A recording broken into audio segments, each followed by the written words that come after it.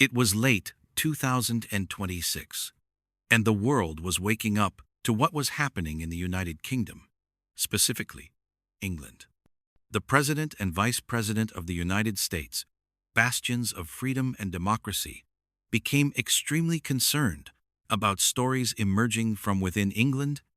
Although information was sketchy due to government censorship, they sent a delegation to London to investigate, and while they were there, Jamie's story unfolded.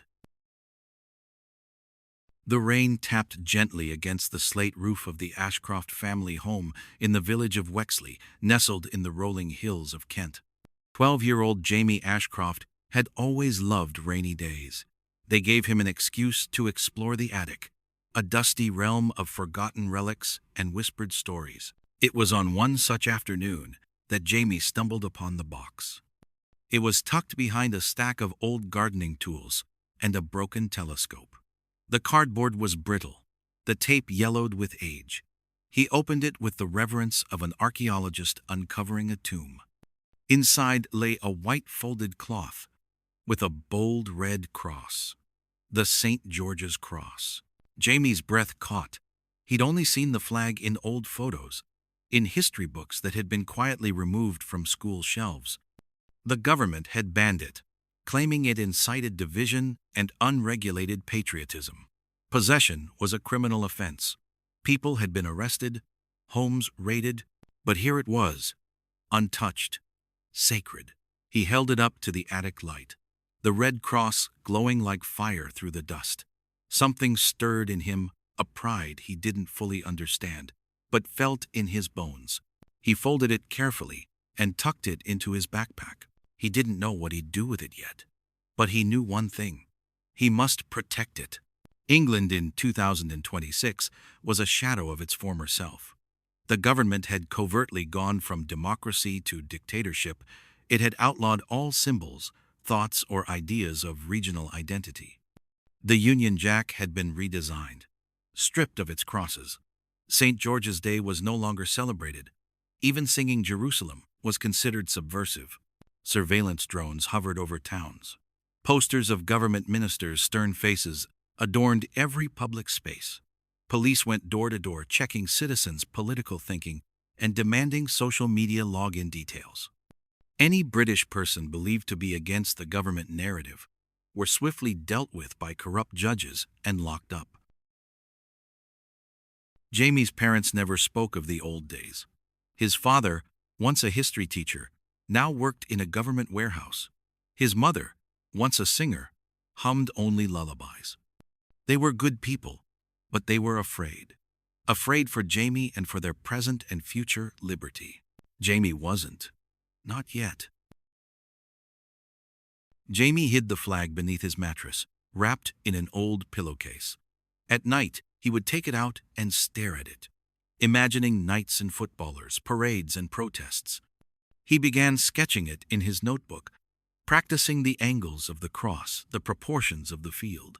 He started noticing things. A neighbor's garage painted suspiciously, white and red. A man at the market wearing a pin shaped like a cross. A girl at school who whispered St. George during a history quiz. There were others, quiet rebels, keepers of memory. But Jamie didn't trust anyone yet. He needed someone who wouldn't betray him. Someone who remembered. Mrs. Elspeth Granger was the oldest person Jamie knew. She ran the village library, a crumbling stone building that smelled of ink and ghosts. Most of the books had been replaced with government-approved texts, but Mrs. Granger kept a secret shelf behind the poetry section. Jamie found it by accident, chasing a cat through the stacks of books. There, hidden behind a volume of Keats, was a copy of The History of England Unredacted. He began visiting her every week, asking questions about the flag, about St. George, about the old songs. She answered carefully, always watching the windows and doors. One day, he showed her the flag. She didn't speak. She simply placed one hand on the flag, one hand over her heart, and whispered, "God bless you, child." Jamie came home to find the front door ajar. his mother crying, his father pale. The house had been searched. The drones had picked up a heat signature in the attic.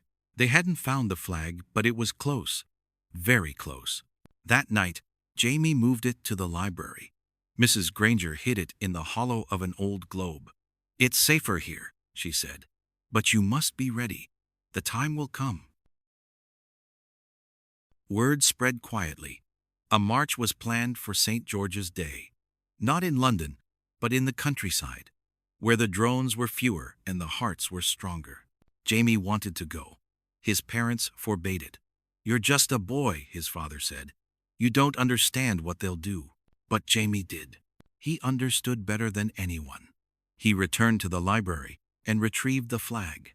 "This is it," Jamie told Mrs. Granger. "Good luck.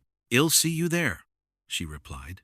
On the St. George's Day morning, he put on his red hoodie, packed the flag, and slipped out before dawn. They gathered in a meadow near Canterbury. Many, hundreds of people, old, young, farmers, teachers, even a few soldiers and police officers who had deserted. Each carried something red and white, a scarf, a ribbon, a painted face. Jamie stood at the front, the flag held high. Government drones buzzed overhead. People froze. Jamie didn't. He waved the flag furiously, determined, proud, and defiant. The drones hovered, then turned away. The crowd erupted in cheers. Mrs. Granger stepped forward, tears streaming. "You've done it, Jamie. You've reminded us never to forget our identity, our culture, that we must always fight against authoritarian oppression and be proud." The government tried to suppress the footage, but it spread. The image of a boy waving the banned flag became a symbol. People came out of their homes and began painting crosses on walls, pedestrian crossings, hanging flags on lamp posts, wearing red and white, singing old songs. People offered prayers remembering the many who died for our nation, our culture, and the flag. The regime cracked down, but the spirit had been awakened. Jamie was arrested briefly, but public outcry forced his release. He returned home a hero. Less than a year later, the ban was lifted. The flag flew again over homes, schools, stadiums, and on all public buildings. Jamie never sought fame.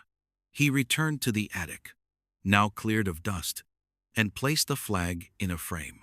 It hung above his desk, a reminder that even in silence, symbols speak, that even in fear, courage rises, that even in tyranny,